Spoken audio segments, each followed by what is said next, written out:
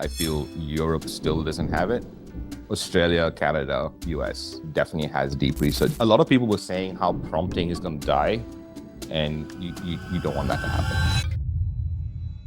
Today, we'll talk about two things. We'll talk about operator and we'll talk about deep research. And I got to say, while operator is cool, deep research will definitely make the research assistants obsolete. And not even an over exaggeration. I feel that's like something that's going to happen really soon. Hey, it's Ronsley. Welcome, you AI geek, to Amplify AI.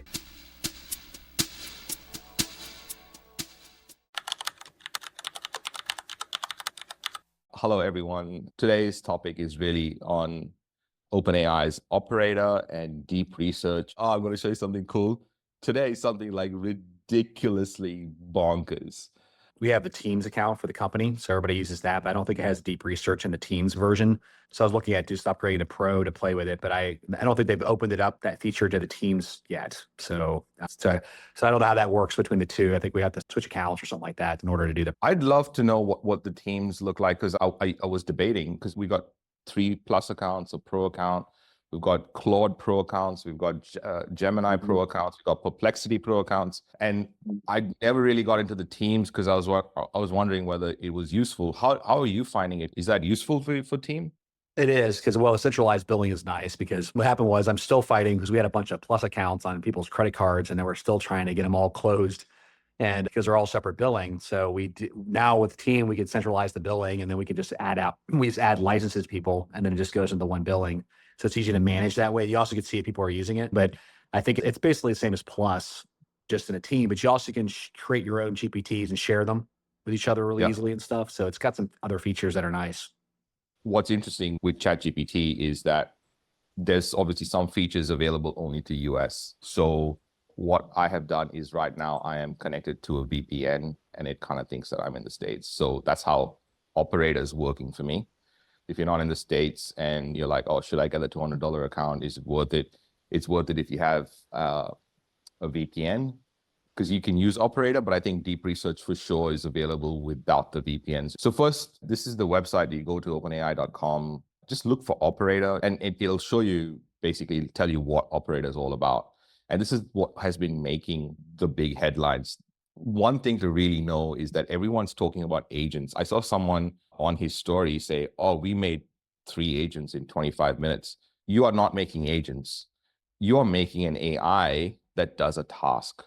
An agent is hands-off, independent, does its thing, comes back. It's like a team member that you can just tell, can you go and do this? And it does that. An agent is not what people are calling. I think the marketing ploy right now is like everyone's calling these new names and people are buying stuff. So just beware of that. The thing about operator, and operator did exist. So Claude Anthropic actually released a version of this, and I tested it. It was great before, but it was very, very tech heavy. So it was not easy to use. So instead of reading all this, and you can go and read all this if you want, but if you go to operator.chatgpt.com, and this is what it looks like. It looks very similar, but it's an entirely different interface. It's got none of the earlier things that you have in ChatGPT, so it's got an entirely different interface.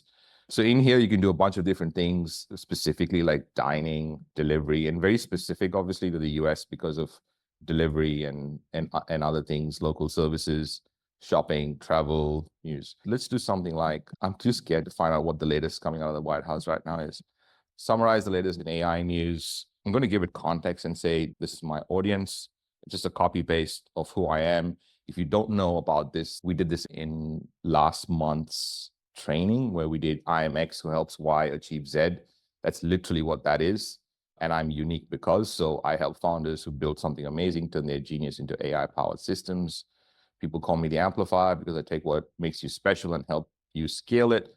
We did something very similar. It's basically that I'm giving it context and I'm saying, okay, well, summarize the latest AI news, but this is who I help and this is who I am. And if you look here, it's gone and looked for news, and my hands are here, obviously. So it's scrolling, it's using image recognition to find where it should click. It's reading, it's doing all this at the same time while I don't have to do anything. So on the left-hand side here, it went, all right, the latest news from the Access highlights is that Grok 3 which actually is creating a lot of news around the world, primarily because, again, we haven't tested it yet, but they say that it's breaking all ELO scores. And ELO is how you measure human intelligence. I'll show you some other things we did at Operator. So I said that I'll be in London next week. So I was like, well, I'm going to be in Liverpool on the 6th of March. Can you find me 2 tickets to the game at Anfield?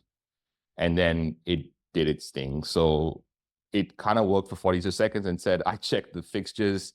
There's actually no match on the 6th, but the closest one's on the 8th. Would you like tickets to that? And I said, yes. And then it did its thing.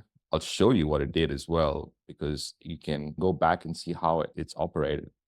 Now, there are a few things to worry about here, obviously, that, it has control over your browser, but it's very much in like a Faraday cage, in the sense that it only controls that part of the browser. But it went and did that, and then it kind of went, tickets are available with open. So it kind of told me when to register, go here, and it did all that. And I didn't have to like go and search and find and do all that. The other thing I want to show you, which I thought was really cool. So I was like, oh, let me do this research. So I was very specific, by the way. Yeah, I was kind of like, I'm going from Goa to Manchester, and I'm a Qantas Gold frequent flyer. So I was like, oh, I wonder whether that would change the input. And here's what's really interesting. So it started to do its work, and then it got to a point where it was like, I encountered a captcha on the Skyscanner website, which is preventing me from continuing. So I took control, and then I went through this captcha and then gave control back to Operator. Okay. So that was really cool. I thought that they didn't stop and say, oh, I can't do it. I can't do it. It's done. Like, I got this problem. It kind of went, can you take over? And then I'll take over from you. So then after it took over, it found Qatar Airways, which is like, there are lots of flights from here, by the way, but Qatar Airways allows me to use my Qantas Gold on the flight. So I found that super interesting, and it did that really well. I would assume that someone in the States would find this even more useful because of the other things it can do. So that's Operator. I think it's cool. I think Operator's cool. I don't think it's as good as deep research. And I wanted to show you this. This is like a very famous curve. It's called humanity's last exam. And we're talking about when do we get to humanity's last exam? And you can see the curve here. It's really stupid. The curve and the quickness of how you're talking about April 2024 to April 2025. This is only a span of 1 year. And this is how we went. We've even forgotten that GPT 3.5 or GPT 3 existed. This is starting from 4. And you can see how quickly this has taken off. And now deep research is up here. This is like, I don't know, I'm blown away. I'm absolutely blown away by that. So I'll show you what to do. We go to chat.openai.com or chat.com. We'll take you to your ChatGPT. And then I am a pro, so I suppose this deep research will come up in here. Is deep search or deep research part of Plus, or is it part of Operator? It's not part of Plus, it's part of Pro. And there's a very good reason it's part of Pro. I was very hesitant to upgrade to Pro. And the reason why is you heard this because you were there from the start. I've got so many accounts. I've got so many Plus accounts. I got Claude Pro accounts. I've got all these accounts. I'm like, do I need the Pro? But as a test to do this webinar and another couple of ones that I'm doing for Dubai, I was like, I should know what's going on and I should test it. So I was like, let me upgrade, let me test it. It didn't even take me 5 minutes for me to go, oh, that's why it's $200. I was like, oh shit, that's crazy. In my Plus account, it says in deep search. That'll be different than deep research. Correct. And I'll show you why. So this is one that I ran yesterday. Now, a lot of people were saying how prompting is going to die. And I don't think that's the case, at least for the near future, primarily because it's so important to prompt correctly, especially with deep research, because you only get a certain amount to do in a month. You can't like just go ham on it and decide to just go crazy. Even though it's $200, there's a certain limit that you can do. I'm not really sure. I think it'll be in that article that I started off with. So you have to be very specific. And because it goes and does all the thinking, and this is very agent-like, by the way.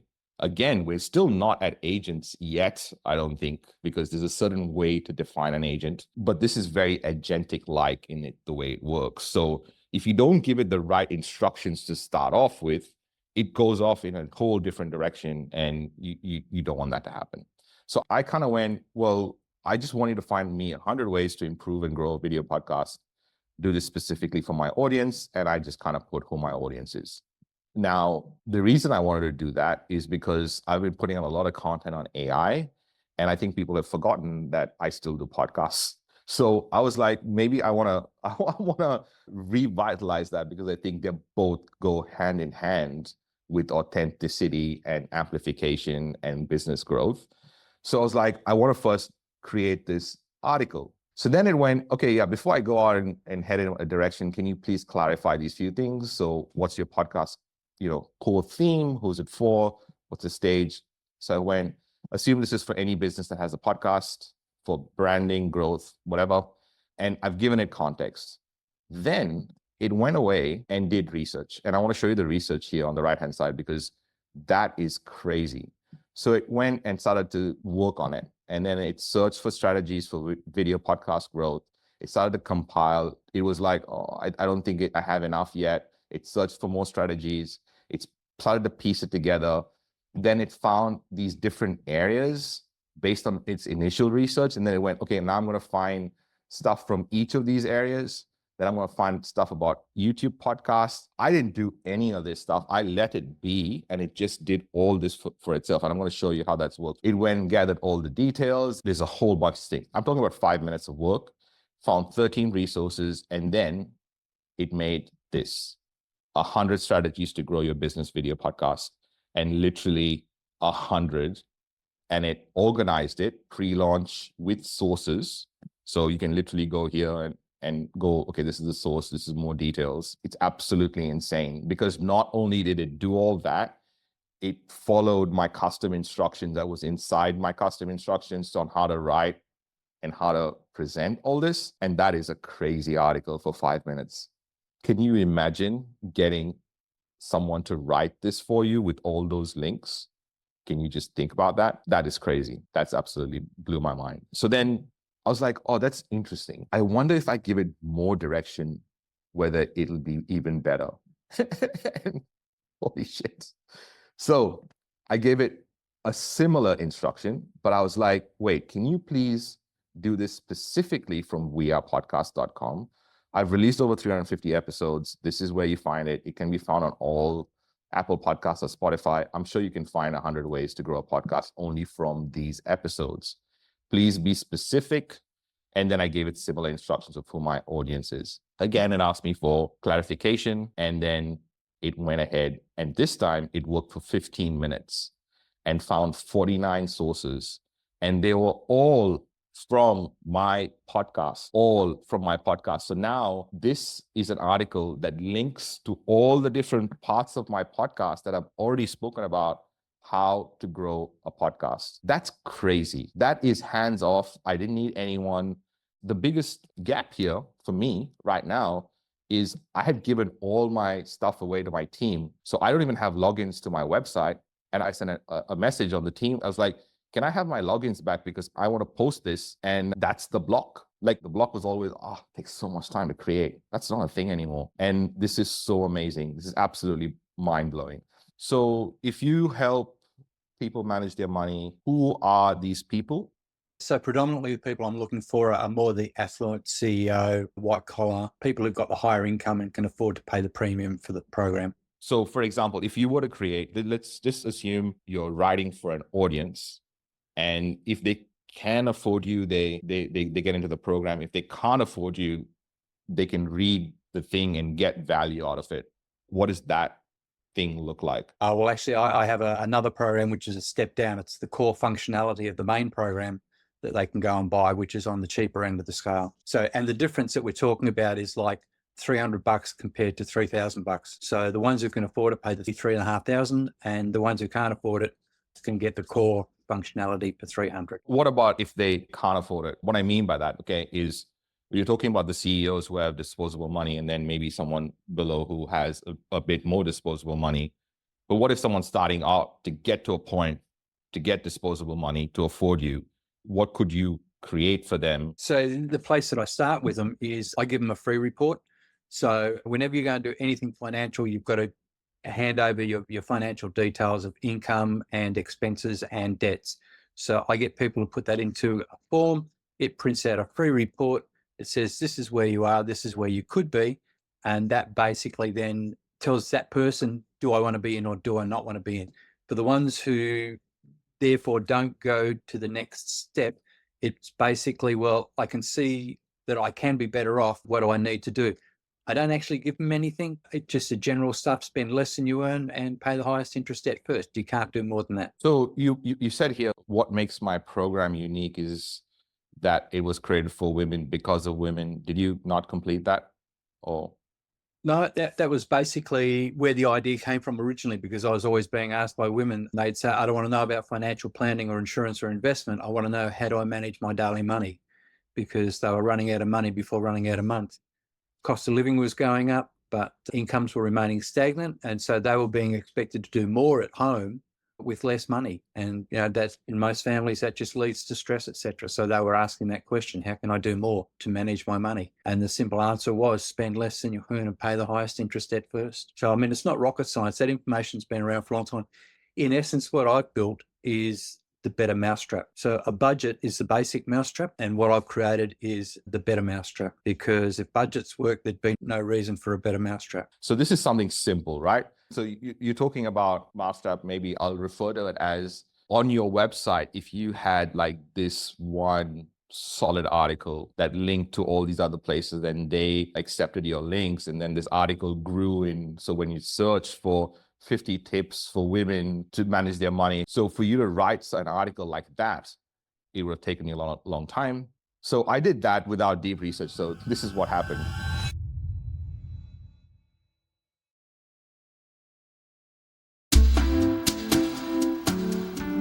Hey, AI Geek. Thanks for listening. Your job doesn't stop here. I want you to lend your voice to the conversation. So you can join those conversations, discussions, new trainings, new recordings, and the rest of the AI geeks by going to amplifyais.com. Also, share this podcast with a friend, another potential AI geek. Until then, much love.